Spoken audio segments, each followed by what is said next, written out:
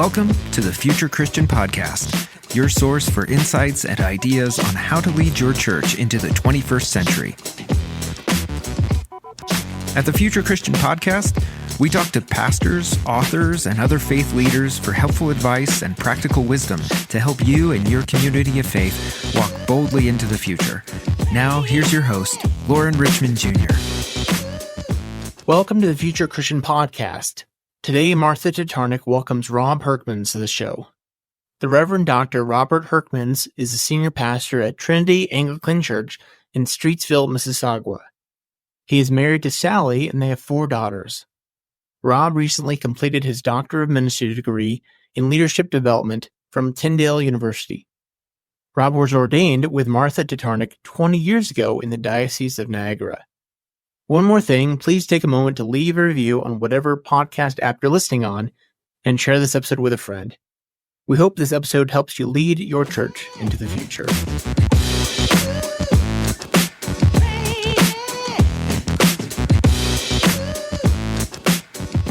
Welcome to the Future Christian Podcast. I am your host for the summer season, Martha Tatarnic. And today I am so pleased to be having a conversation with a longtime friend and colleague, the Reverend Rob Hurkmans. Fun fact, Rob and I were ordained together 20 years ago this spring, which just seems impossible to believe. We were ordained on a very, very hot day in May with 6 other people, all of whom have since retired. So the 2 of us are the ones that are left standing in full-time ministry after 20 years. Welcome to the podcast, Rob. Yeah, it's so very nice to be here and to have a conversation with you. And yeah, time flies. Time flies. We haven't aged a bit, but, somehow time marches on. We did pull out that old newspaper clipping from the Niagara Anglican that had all of our faces that when they were announcing we were getting ordained, and I think there's been a bit of aging when I looked at that. Yeah, yeah. Gosh, this conversation is off to a poor start. I'm speaking of myself more than no. I mean, we wear our aging with pride, right? Because it comes with wisdom and experience and insight. That's right. Yeah. That's right. Yes. Yeah. Okay. Well, I, as I said, know you quite well from working together and being in ministry over the years. But of course, our audience for Future Christian doesn't really know you. So let's start with some opening questions and we can just give people a little bit of background into who you are, Rob. Okay. Why don't you start by telling us a little bit about the faith context in which you were raised? Yeah, so I mean, both you and I, Martha, served in the Diocese of Niagara, and I grew up as a farm boy. My dad was a dairy farmer in a small community near Cayuga, Ontario. We attended the local Anglican church for all my life, along with my 3 siblings and my parents. Kind of dragged kicking and screaming to church most Sundays. There was not a lot to do for kids at that church. Sometimes they had a Sunday school program, other times not. But anyways, whether we were downstairs in Sunday school or flipping through the BCP with my parents in the pews on a Sunday morning, that's kind of where my upbringing was as far as a faith community. We were a family of faith. I wouldn't say that we were like, my parents had like a dynamic, vibrant kind of expression of faith, but they were good, solid Anglicans, and we said grace at supper and that kind of stuff. So, that's kind of where it all started. And since then, I served and lived in the Diocese of Niagara for many years, but just in the last 5 or 6 years, I've moved to the Diocese of Toronto, where I'm serving now. Yeah, you're not too far down the road. In Ontario, but different leadership and different geographical part of the church. Yeah. Okay. So tell us a little bit about your calling. How did it go from being dragged kicking and screaming to Sunday school or not to being somebody who's been in ministry for the past 20 years? Yeah, I think my passions when I was, let's say, kind of in high school, the passions that really started to grow in me were around things like leadership. I got involved in student leadership in the school. Drama, actually. I really loved drama and participating in drama productions and stuff like that. So, and actually there was this part of me that also wanted to be a teacher. And so all that kind of was there in me, I would say even as a child, those kind of things were in me from the very beginning. For some reason, though, I ended up doing like a 5-year degree in biochemistry at the University of Waterloo. Is that right? Okay, I didn't know that. Yeah, and it didn't really seem to fit any of those passions. And yet, when I was at university, some important things kind of happened. Actually, even when I was in late high school, God did something I think really special in my friendship group. I had about 4 or 5 guys who were really close friends, and one of these guys went off to a summer camp one summer, and maybe grade 11, grade 12, and came back and was completely fired up for Jesus. And he, like me, like all of us, had been going to church with our families our whole lives to that point. But now he had come back with a totally different temperature and a totally different passion for his faith. And so that actually kind of led to lots of these conversations. I can remember in the cafeteria, I can remember in the school library, on our spares, we would have our Bibles out. We would and it felt like dominoes in a way. Like then another one of my friends kind of just really turned a corner and made that faith their own, and then one after another. It seemed to be just a time when God, in that group of friends that I was part of, was really helping us take all these seeds that maybe our parents had planted by taking us to church all those years. They kind of were activated and started growing, and we started taking a bit more ownership of our own faith journey. So that was a very pivotal time, because then I can remember, like, in that little church that I grew up in, now, there was 5 or 10 of us in the basement, just by our own volition, with a guitar, trying to like sing some songs and trying to figure this thing out kind of on our own. So pretty interesting times. Went off to university, got connected with some campus ministries at that point. Things like, it was called Campus Crusade for Christ at the time. Now it's called Power to Change. University Bible Fellowship was another one I got connected with. And started attending a church. It was like a Baptist church plant that was just off campus. They would send a bus. You could hop on the bus. You could go to church. Loved the teaching there, loved the informality. This pastor was amazing. I still remember him to this day. That church went on to grow and became Creekside Church, which is now in North Waterloo. But this was back when it was meeting in the YMCA in Kitchener. And that was just, I can remember they would sell tapes after the service of his teaching, and I would, like, every Sunday I was there, I would buy like 1 or 2 or 3 of Ken Taylor's tapes, and I would take them home, listen to him. I just thought he was an amazing teacher. And again, I think some of that passion for like drama and being in front of people and speaking and leading and teaching, I started to say, maybe that is kind of how God wired me. Maybe I could do something like that. Maybe. So anyways, a long story short, I ended up going to teachers college, becoming a teacher for a couple of years. And then after I was married, just, discerning things with my wife, we made the decision that, we were being called to at least explore the idea of pursuing ordained ministry. It's interesting, Martha, but I did not have a passion for the Anglican Church at that point, really. I'd been raised, the most vibrant churches I'd been a part of were not Anglican. They were like Baptist, kind of free-flowing, just low church stuff. I remember I told my parents, I want to become a minister or whatever. And they were like, that's amazing. And I said, but I'm not interested in the Anglican Church. And they were like, what? But then we actually ended up doing a little tour of Wycliffe College. And that did change my thinking, I would have to say. I would say, okay, maybe there's a way to be Anglican and still be able to exercise the gifts that I feel God's given me and kind of pursue the passions and interests that I have.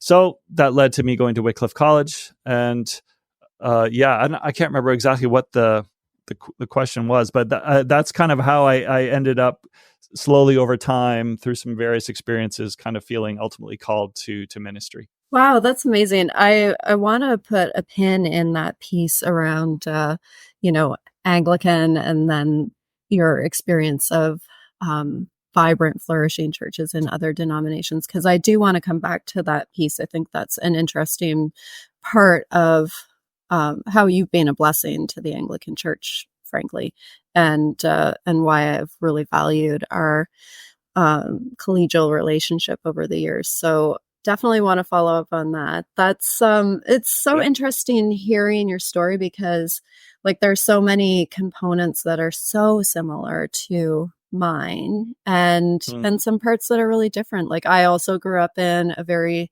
small rural Anglican church and kind of went kicking and screaming. I mean, I didn't really go kicking and screaming because I just wanted to make my parents happy, but like I wasn't happy going. And I think that there is, for those of us who are raised in the church, I think most of us have a time, somewhere in our teens, maybe early 20s, where there's this conversion process we have to go through as well in terms of laying claim to the faith for ourselves. I would say my experience of that time was quite solitary, because I was really the only young person in my church at that time. And how cool for you that it was sparked by this group of friends that you had.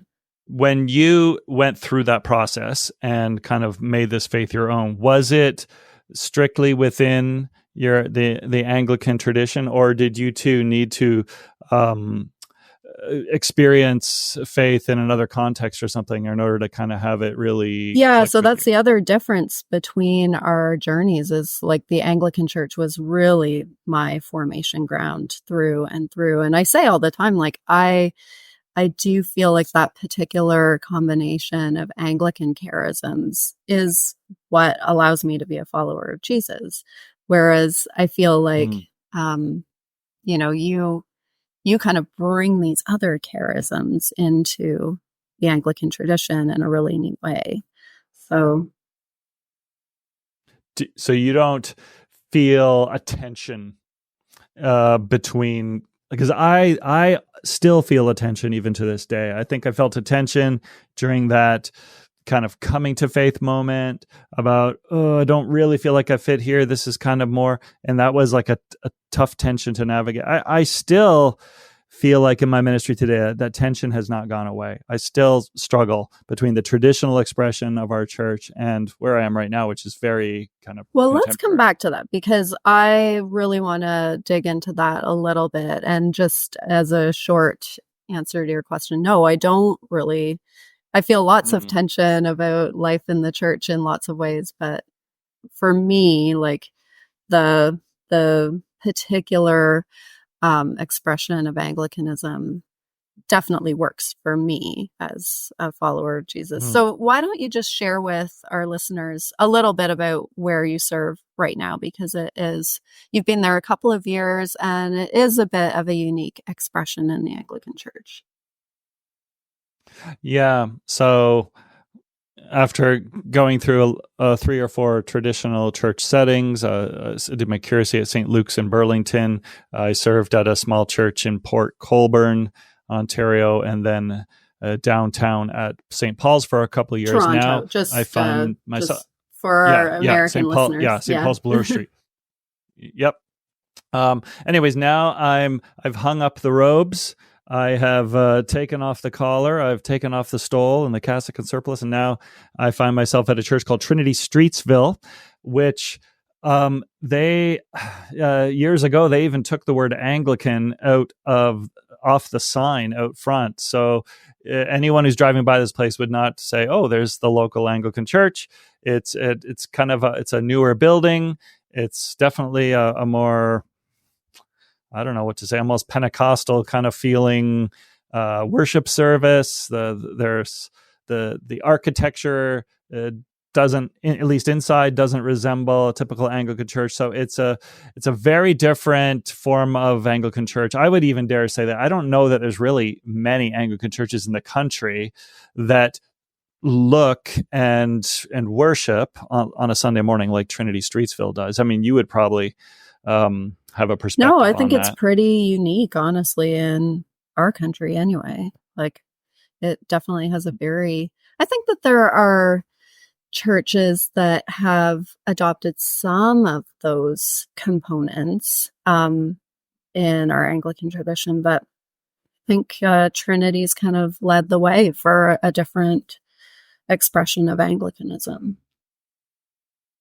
Yeah, there's quite a story, I think, to how they got here, but I think we lean into, using technology a lot, even on a Sunday morning. Of course, there's the instrumentation is more like a worship band than organ and choir robes and all that kind of thing. And, they use light a lot. So rather than changing a lot of decorations in the church seasonally, it's more like just changing the lighting to kind of produce different colors and effects and feels depending on the season. So yeah, it's a different place to be. I actually really love it.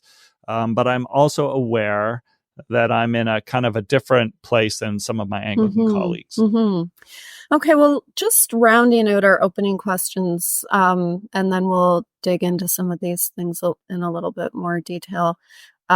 Is there a spiritual practice, Rob, that you're finding particularly meaningful right now? About a year and a half ago, both my wife and I joined this community. It goes by the name of Habitus.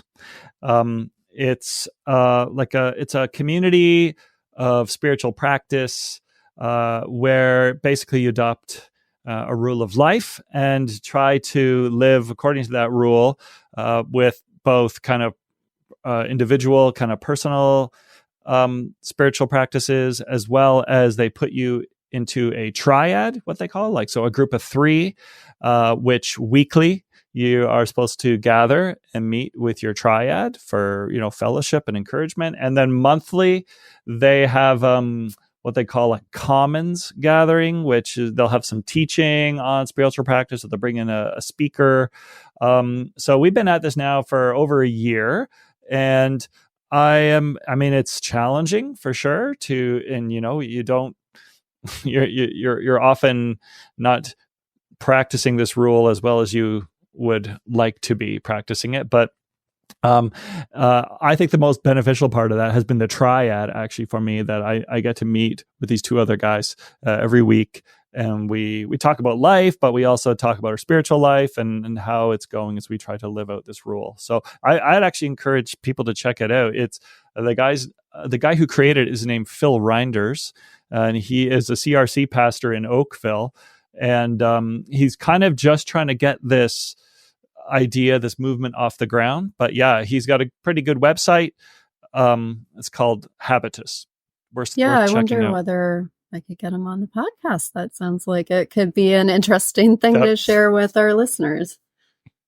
He's an amazing thinker and speaker. All right, well, maybe I can get some follow-up contact information from you, because it does sound like a really powerful initiative in those different components, the rule of life and the community that's holding you to it. Okay, well, let's delve in a little bit more. There were a number of reasons why I wanted to have you on the podcast, Rob. I've been thinking a lot since our 20th anniversary of ordination this past spring about that kind of midpoint in ministry for those of us who have that particular blessing of getting to be have a lifelong career in ministry. I know you said that you taught for a couple of years, but by and large, like we both came into ministry, like pretty green and young, and we have that significant chunk of experience now under our belts, and we also have, God willing, a significant runway of ministry still in front of us. So I thought it would be just interesting in general to talk about that midpoint, but also specifically, I wanted to talk to you because you are a voice in the church, for whom I've always had the utmost respect and admiration. And you've always been someone that I walk away from our conversations and think, oh, well, that gives me a different way of seeing things, or I hadn't thought of that. I think that you just bring so many gifts to ministry. So let's talk first about that midpoint in ministry, and maybe we can look back a little bit together. What has been different about the life of ministry from what you expected or prepared for? Yeah, thank you for those words, Martha. It's very kind. I think that one of the things that I learned pretty quickly as I moved from being ordained into actual ministry is that I needed to learn to slow down. And I'm not even talking about just like my pace of life. I mean, like slow down in my expectations about how to bring about change in a church or how to experiment with things. I according to the Clifton Strength Finder personality test or whatever, my top two like strengths are ideation, which means I'm an idea person, and activator, which means I like to start things or I like to try things. So I think that's actually pretty true, actually, if I reflect on my life. But I think the downside is that when I would, especially at the beginning, when I came into a situation, I was like, oh, I have an idea. Let's try this. And I would try to get this idea off the ground or try to get that idea off the ground. And then many times, I did do that, and I would push to try to have something happen, and it would happen. And I think my poor congregation kind of went along with it and like was dragged this way and that as the new minister, tried various things. But I think that the learning that eventually came to me by God's grace is that unless I want to be the only one running out there with an idea, I gotta slow down and start to appreciate that these kind of things takes time, and to kind of ram it down people's throats, it doesn't work. I know these things seem obvious to me now as I say it, but I think at the time I probably overwhelmed people with ideas, and I must say, some of those ideas actually, I think, worked out and were successful. Many did not. But I think the point is I didn't bring anybody with me. Interesting, yeah.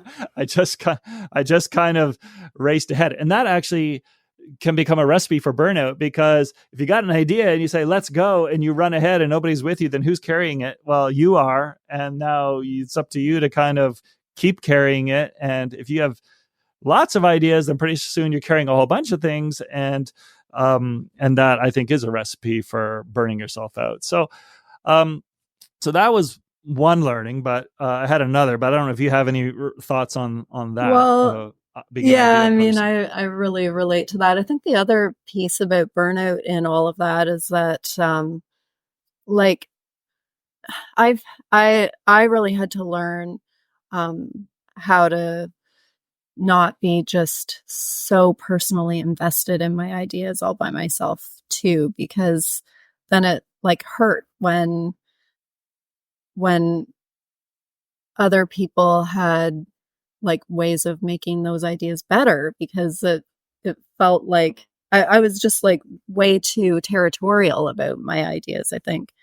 earlier on. And I think that's sort of another component of running out in front without other people with you.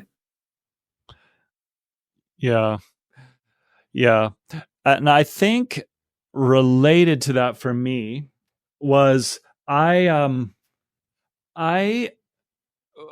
read a lot of like the church growth kind of books and the literature that was out there right around the time when I was in seminary. I can still remember reading in the reading room at Wycliffe College, Rick Warren's Purpose-Driven Church, not Purpose-Driven Life, not Purpose-Driven Life, but Purpose-Driven Church, which was his like first book. And I remember reading it and highlighting, and I have never highlighted a book so much in my life. I was like, yes, absolutely. Yes. I still remember, to this day, I remember like the concentric circles of like, you've got the community and you've got the crowd and the congregation and the core and the committed and the baseball diamond where, you know, it was like class 101 and class 201, class 301. He had just organized it in such a beautiful way, which I'm certain made sense for his context and for the size of his church. And obviously,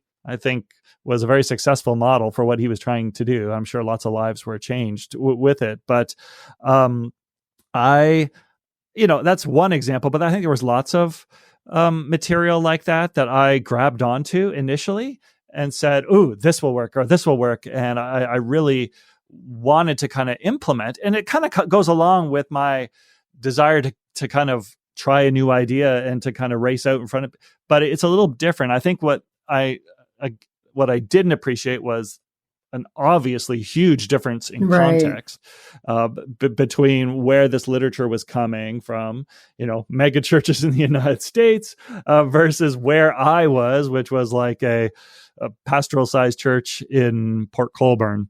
So that was a learning for me. I think it's, again, it's still one of those struggles, I think, because it's not to say that there isn't stuff to be learned from that. And it's not to say that, you could use that idea and that would be really helpful for helping people grow in their faith. So it's not like just a complete either or, but it certainly is something that I have had to learn more now, is to say, okay, what is called for in this context, in this place? And you can't just lift these ideas from one place and plunk them down in another and expect that they're going to work. No, for sure. And, I think the other thing too is that, there is a component of ministry that is about like throwing noodles at the wall and seeing what sticks. Like you do have to be willing to try some things and to have some stuff work and some things not work and then try some more things. And I relate to that, that sense of how, those ideas ideally become more collaborative as we get, collaborative and contextual as we get further along in ministry. That's certainly been my experience. I think, one of the conversations that clergy often like to reflect on is gaps in our ministry training, like what we didn't learn at seminary that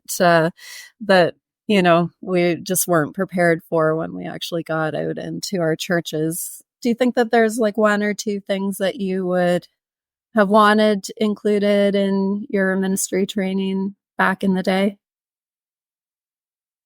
I mean, the only thing that really came to mind was, first of all, I actually thought my time in seminary was pretty well-rounded, and there was obviously the core courses one had to take, but in some of the elective courses you were able to choose stuff that was more in line with your passions. But I think there was maybe the overarching desire was to create clergy that could bring stability to churches, like to be a stabilizing leader.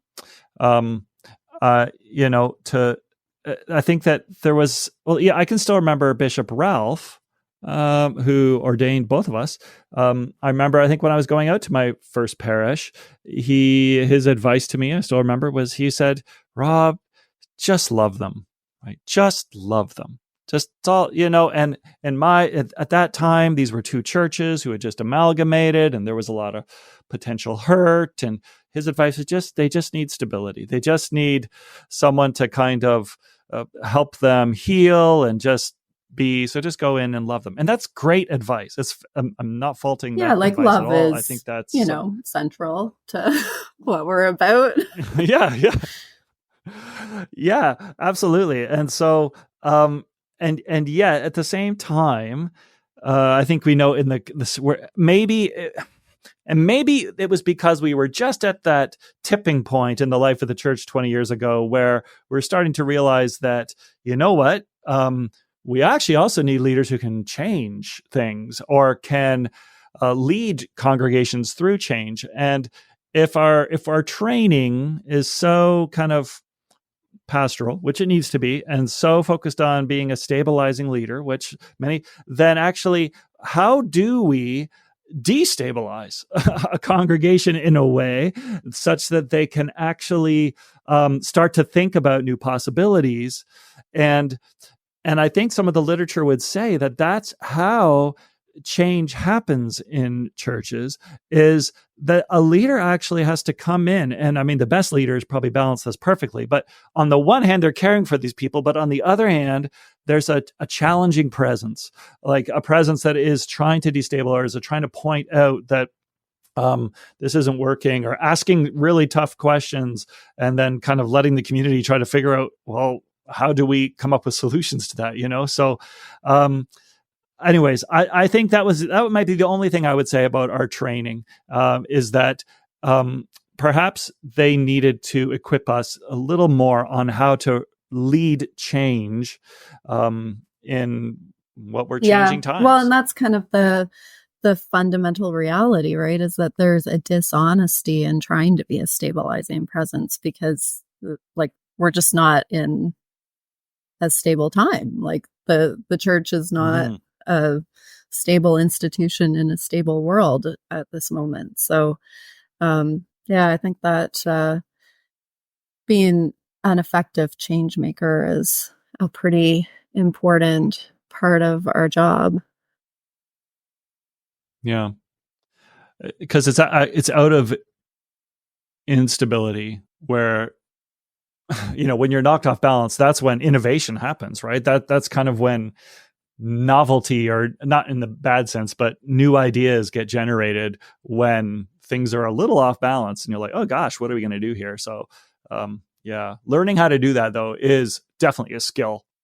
You don't just go in and blow a place up and say, I did my job here, I destabilized, right? No, you're in fact, I've heard an expression called a stable-rupting leader. So it's like, you're stabilizing, but you're also disrupting at the same time. You're a stable rupter. Yeah. So that's kind of the goal. Yeah, no, that's really good. Okay, so let's go back to that pin that we put into your background and where you serve now in ministry, and that kind of conflict or sense of tension that you feel with our Anglican tradition. Because that is one of the reasons why I wanted to have you on the pod, because I really admire how you kind of negotiate that balance. I don't think that this label is all that descriptive, but you're sort of an evangelical Anglican. And again, I don't love it because I think we're all supposed to be evangelical. But sure. But what I mean by that is to say that, you bring a real confessional element to the Anglican tradition. You always lead with absolute clarity about Jesus being at the center of everything that we do. I think you have a real gift for Christian apologetics, and you've also excelled at leading congregations that don't get super hung up in following all of the traditions of our church, whether it's different musical styles or leaving the vestments at the door, or some of the other things that you noted about your current context. So there aren't a lot of churches like the one that you're at now, and I think that your voice is somewhat unique in our Anglican Church in Canada. So can you just say a little bit more about that tension, as well as how you've managed to make that tension work for the past 20 years? Yeah, so this might not be the answer that you are looking for or expecting, but I actually don't feel that tension at all. And I have to say, I have never felt like any bishop or other clergy have been watching me, making sure that they agree with what I'm saying, or agree with what we're doing as a church. I've never felt anything but hey, we actually appreciate the diversity of different ways of being a Christian in the ecosystem that is our diocese. It actually makes me wonder if there isn't I don't know, I know there's been, maybe there's been changes over these last 20 years that some evangelicals would say, I don't agree with that change, or I don't agree with that move that's being made by our leadership or by our diocese. And then their next thought is, therefore I cannot possibly operate in this space, right? I can no longer lead, right? Because they've gone and done this, or they've gone and said that, or they've published this or whatever.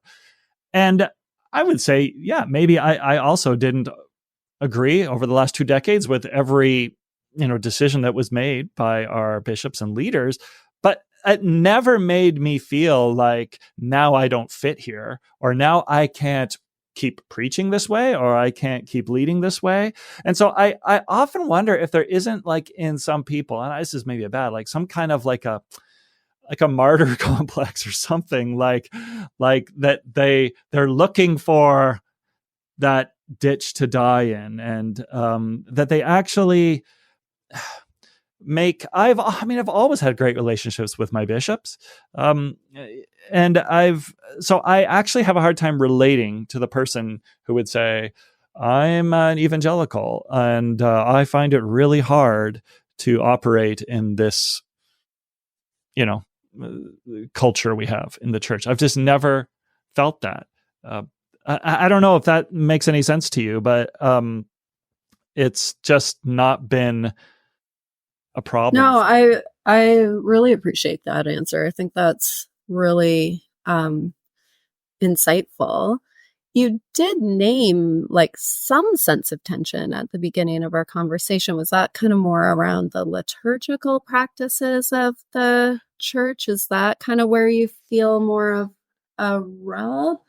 Yeah, the tension isn't theological. I mean, the liturgy of the church is, I think, deeply theologically rich, and I love it. In many ways, very personally as a devotional tool. It's amazing. So the tension I have felt there has not been about this isn't a case of my evangelical identity. It's been more about how are we, what kind of a church are we inviting people into? Are we, stuck in the past in our forms and rituals and liturgies, and then in a way we're not able to really do cross-cultural mission with people because we're really asking them, hey, come into this world we've created and become like us. So that's more, but that's not about the theology of evangelicalism. It's more about yeah. I mean, you asked me at the outset of our conversation whether I feel some of that tension, and I think for me, that our Anglican parameters have been a source of creativity for me. I find that sort of having these forms and then being able to play within them and imagine how music can be different, or our setting can be different, or our imagery can be different within the liturgical parameters. I have found that like very creatively rich over the years. And I'm guessing you must have some of that experience as well, just given like your track record in ministry. Like you have done really creative things within Anglican parameters over the years. Like, is that a component of it too? Looking back, I do not feel like I have done much creative in that regard. I think most of the creative things that I have done have been outside of the Sunday morning experience, or it's been a creative project in the community, or maybe a fresh expression of church, or a creative way of organizing your staff team, or something like that. But looking back, I don't feel like I was creative in the liturgy very much. That wasn't my gift, for one, to come up with creative forms of liturgy. I think what is the tension is, okay, like right now I find myself in a place that is so different that it's almost like, and I don't want this to sound the wrong way, but I almost feel like scales have fallen off my eyes. And that sounds horrible, because it makes anyone who's still doing a liturgical kind of form of Anglicanism, which just about everybody is, it makes the sound lesser than. That's not what I'm saying at all. But I'm actually saying that I don't know that I can go back at this point. I feel like I've gotten to this place and experienced a way of doing church and of living out our Anglican faith, which seems to be accepted by our diocese and even, in some ways protected. And it works. I think it does work. I think it makes sense. And I really believe that, this is missions. This is like missionary work 101, right? The idea is, when you're trying to reach people of a different culture or different language or different customs, you don't expect them to come to you, and you don't expect them to do the cross-cultural work. You don't expect them to say, let me learn your language. Let me learn this calendar. Let me learn what these symbols and vestments, and let me learn what, these hymns and collects. And like, I'm probably going overboard here, but there's a sense, I think, still within Anglicanism, even the way that I operated for most of my ministry career, where people were walking into a place and there's just so many triggers and barriers in there that I know that there's some people who would say, oh, isn't that beautiful? It's so rich, it's so deep. This is what I've been looking for my whole life. And there will always be some people like that. And there will always be Anglicans that say, the young people love the liturgy. The millennials are coming back to the liturgy. The next generation is hungry for liturgy. And there are some, there's no doubt. But I think they're overstating their case. I just don't think that's where most people are. I think most people do find, when they walk into our churches, is a lot of stuff there. It's foreign.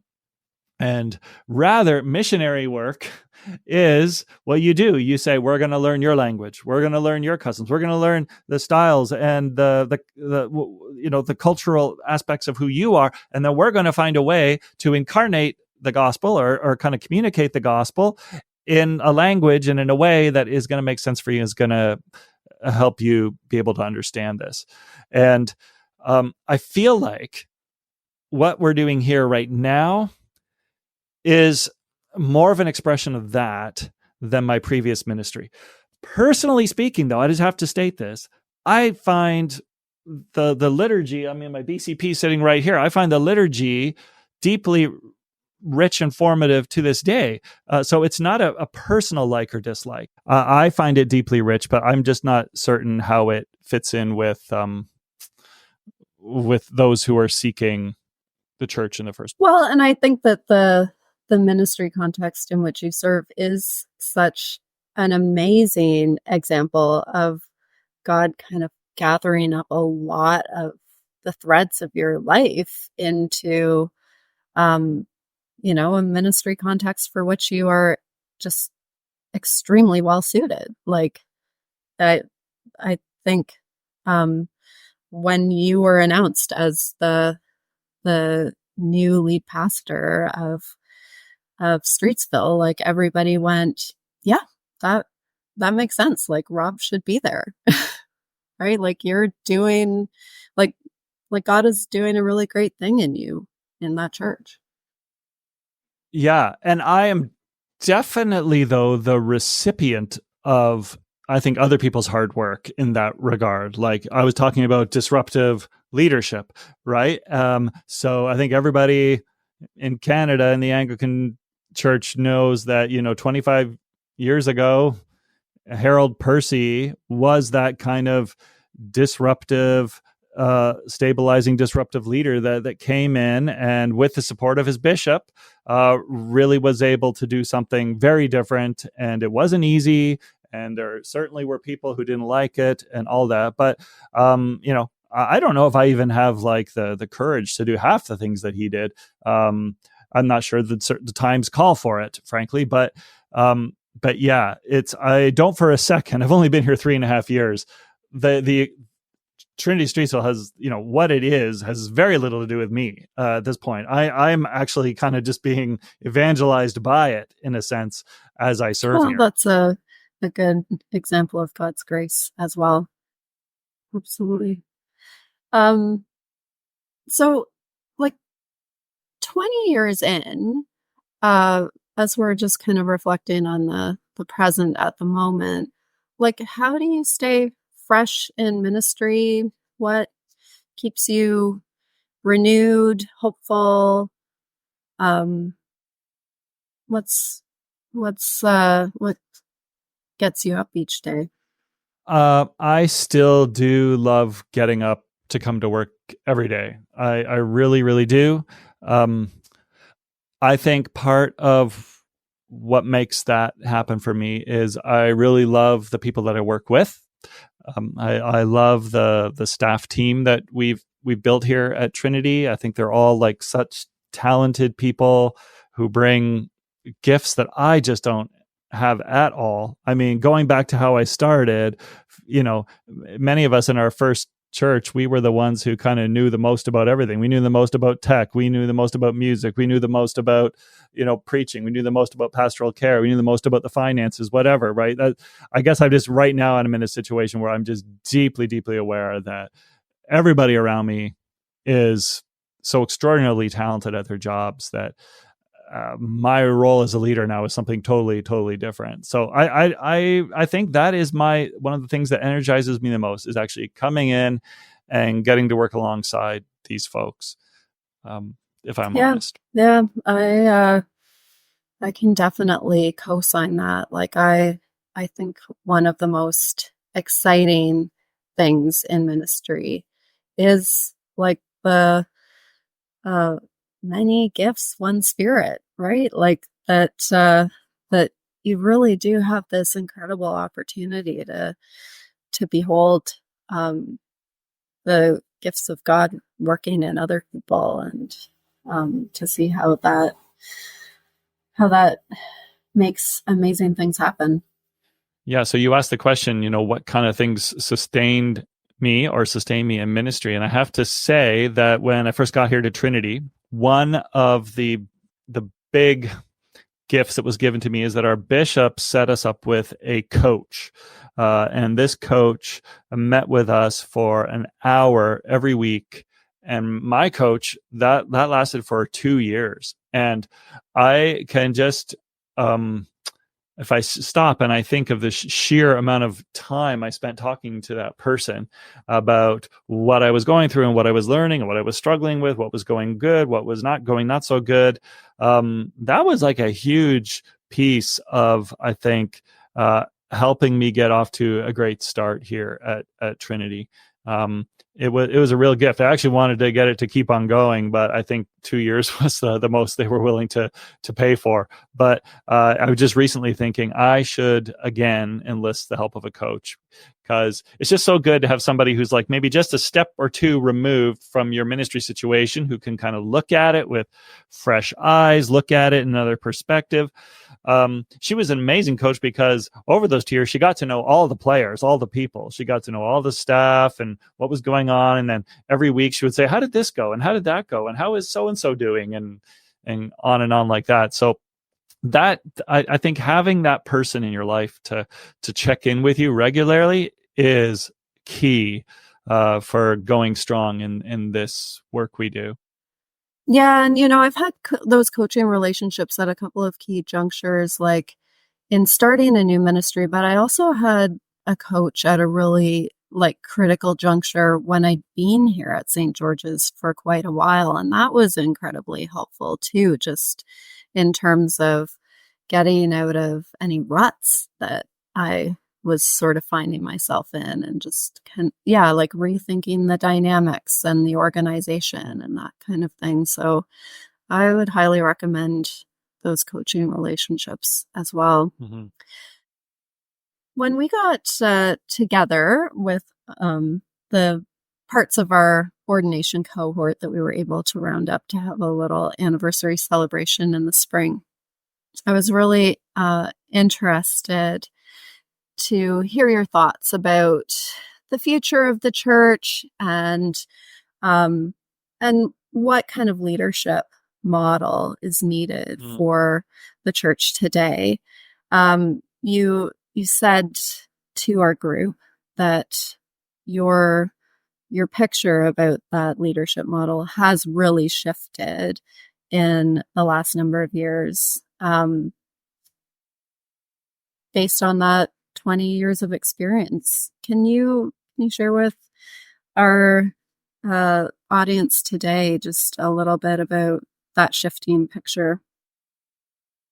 Yeah, I think if I remember when we spoke, I told you that when we first began this life of the priesthood and in church ministry, the leadership model that really stuck in my mind and that I kind of operated for a long time was the idea of the visionary leader. I think that's maybe what and at least at the time when I thought of visionary leader, or when I read books on visionary leadership, it was this idea that there was a certain kind of skill that a leader could develop that would allow them to see, what the future held, to kind of be the lead sled dog in the pack of dogs, and you had the best view. You could see ahead better than other people behind you could see. And so as a visionary leader, you kind of saw the future and you called people to follow me. I know where I'm going. This is where so you would cast a picture of the future, cast your vision and communicate your vision, and then get people to follow you into that vision. And I should say, I still do think we need visionary leaders. It's not like that way of leading is completely obsolete, but I think that now I realize that most of the problems and challenges that the church faces are so complex and so multifaceted that no one person could possibly have the ability or the vision or the skills or the know-how to be able to say, hey, follow me. I have this privileged view of where we go from here. Just kind of trust me and come along. And so I think that now I have kind of moved in my own thinking from this idea of a visionary leader to more of a collaborative model of leadership. On my best days, I try to make sure that I'm involving as many people as possible in leadership decisions. I did some doctoral work just recently, and one of the kind of names I gave to this way of leading was shared leadership. Kind of trying to invite others into leadership. And there's fake ways of doing this sometimes. I mean, you can be like I'm sharing leadership, but really all you're doing is you're just being a backseat driver, right? You're just saying like, hey, turn here, or, slow down, you're going too fast. And so I think I've made some of those mistakes too, where I'm trying to empower people to lead, and but I'm not really doing that. I'm kind of like disempowering them, and I'm disabling them or directing them. And that's not great. But at its best, it's really, I don't know, just leading as a community, leading as a team in a collaborative way, I think is the only way we can really kind of sort through some of the problems that we're facing these days. That's the first thing I would say, the one of the big shifts. I mean, you probably noticed that too. Yeah, absolutely. I remember you're saying at lunch that the smartest person in the room is the room. And boy, that's a good place to get to, I think. Yeah. And it's not like unrelated to where we started off in terms of like learning to slow down, right? Like I think doing that deep listening, that discernment around context and collaboration in terms of how we figure out next steps going forward. Like I think that those are all very much related to what you're saying about that shifting leadership model. Yeah. And I would add to that is as I think about how do we expand leadership, I think we also have to have a conversation about lay leadership. Because to me, the future of the church has got to be very heavily weighted toward lay leadership. I just think with the decline that we're all witnessing in the Anglican Church of Canada, and also realizing that, my goodness, the gifts we need to do the work we need to do in the setting that we're in are not gifts that most of us are learning in seminary. They're not we have to tap into just, I think, way more gifts and talents than clergy can generally bring to the table. So I think as we extend leadership, as we bring others into leadership, I think we have to be thinking, not just clerical leadership, but beyond that. Yeah. And I mean, I think that is a theology of the body of Christ and of the church that has a lot more scriptural weight to back it up than this notion that it's just one person out in front with a collar on who has the relevant gifts to lead a church. Like even the word lay leadership kind of suggests that like a lay person suggests that people don't have the expertise that we have, right? Like we're the ones with the training and they're lay people without the expertise. But like that's a false way of defining it too, right? Like we need all of the various components of expertise in order to be the church and in order to serve. Yeah, there would have been a time not long before I got here where there were 3 clergy here. And yeah, there was other people on the staff team who were not ordained, but as it stands right now, I'm the only ordained person on the team, which does have some drawbacks from time to time, I will say. But I think that the benefits outweigh those drawbacks because we've been able to kind of hire instead people with just way different kind of talents than clergy would bring. Mm-hmm. Yeah, really fill out the skill sets and navigate the uncertain waters. Yeah. It's so sometimes I think we need to think when we are building a team, not just skills, but also like personality as well. And like, I remember we did this like assessment thing with our team a couple of years ago where we tried to, again, figure out where our strengths and our personalities landed us. And this may not be incredibly surprising to you, but I was like very, very low when it came to empathy. I always thought I was like empathetic or whatever, but we learned a lot about pastoral care and how to listen and engage people in crisis moments with empathy. But anyways, that's just not my natural thing. But our worship leader, Libby, her like number one thing was empathy. Like it was literally like opposite ends of the spectrum. And it made me think like, yeah, so it's not just that she has a different skill set than I do, which she does, right? She's musical in a way that I'll never be. But she also has gifts and a personality type that is very different than mine. So that when we sit around a table and we're thinking through things together, it's good that she's just built differently that way. Mm-hmm. Yeah. Yeah, absolutely. Yeah, those complementary gifts, complementary personalities. That's amazing. Yeah.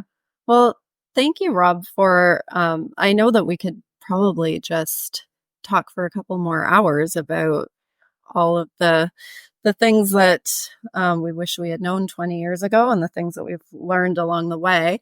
But why don't we take a pause right now and we can come back for a couple of rapid fire closing questions and then we'll go from there. Okay, sounds good. Welcome back to the Future Christian podcast. And we are going to wrap up today's episode with Rob Hurkmans with a couple of rapid fire questions. Rob, are you ready? Let's do it. Okay.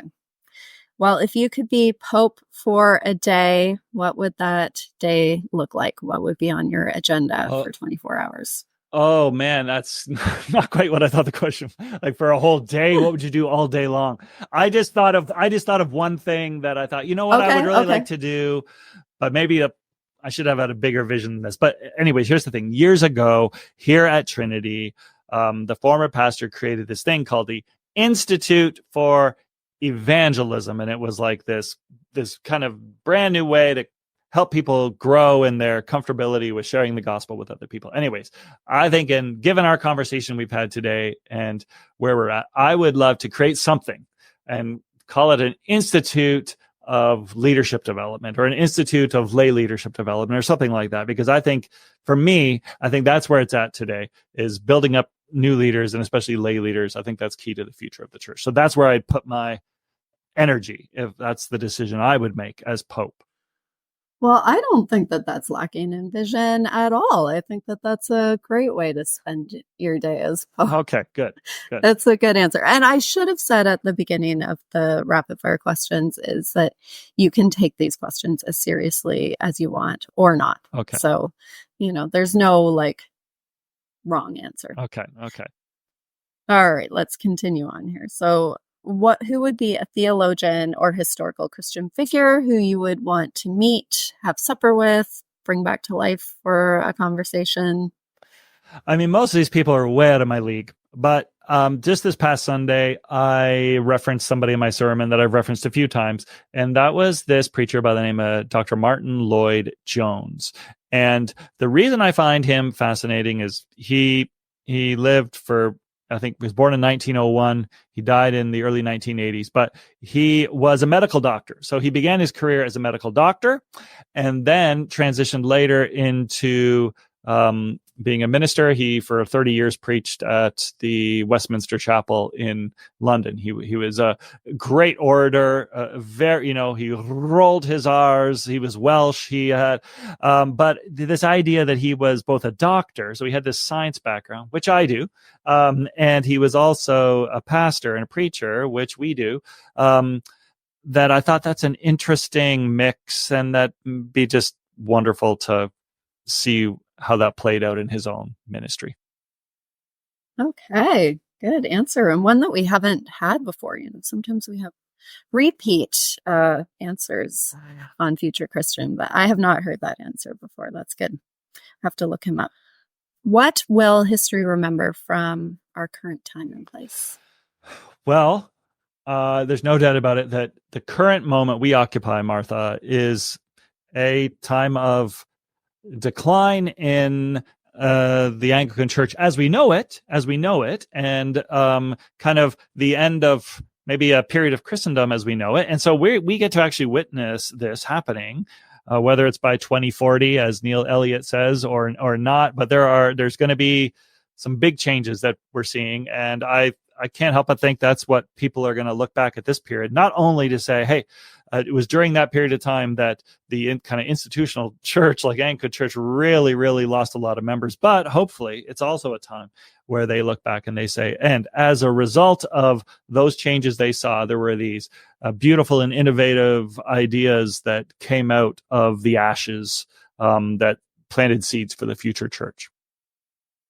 Yeah, I think that that's what I would hope for as well. I know, I led a study in our church about the history of St. George's, which is over 230 years old. And it was so interesting looking at the boom times of St. George's and realizing that the seeds of decline were being sown in the midst of these busting, booming times. And so I imagine like the seeds of renewal are being planted a good way of putting within our time of decline. I like that. So, yeah.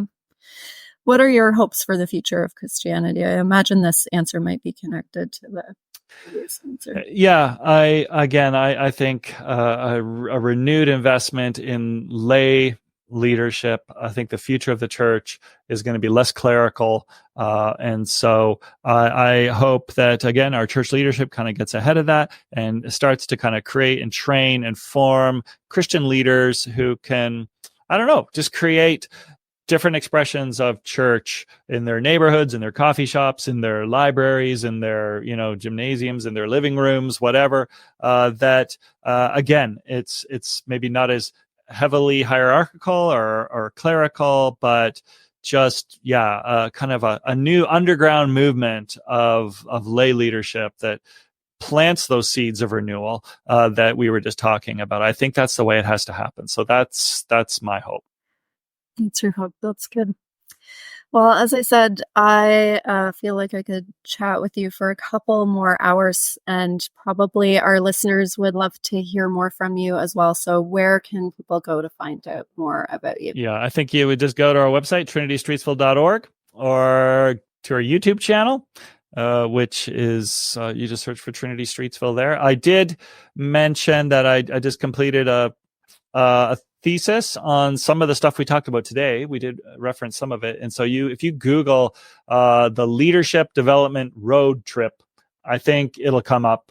It's probably a long read in the Tyndale repository of theses, but that would be a place to find out more. Okay, well, thank you so much for our conversation today, Rob. We always end our podcast with a word of peace. So may God's peace be with you. And also with you. Thanks for joining us on the Future Christian Podcast. To learn more about Lauren or the podcast, visit future-christian.com. One more thing before you go. Do us a favor and subscribe to the podcast. And if you're feeling especially generous, leave a review. It really helps us get the word out to more people about the podcast.